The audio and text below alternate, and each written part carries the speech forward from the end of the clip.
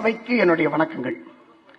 எல்லாரும் நினைக்கலாம், ஏன்னா இவருக்கும் புரட்சி தலைவருக்கு என்ன சம்பந்தம் இருக்குன்னு நினைக்கலாம். மிகப்பெரிய சம்பந்தம் உண்டு எங்களுக்குள். அது இப்ப சொல்ல முடியாத சம்பந்தம் அது. ஆனா நான் காவல்துறையில் கிட்டத்தட்ட ஒரு போன வருஷம் தான் நான் விஆர்எஸ் கொடுத்தேன். எனக்கு இந்த காவல்துறை வேலை வாங்கி கொடுத்ததே எங்க புரட்சி தலைவர் தான். அது எப்படி அப்படின்னு சொன்னா, இந்த ஒரு கல்யாணத்துக்கு எத்திராஜ் கல்யாண மண்டபத்துக்கு வரார், கல்யாணத்துக்கு ரிசப்ஷனுக்கு வரார்.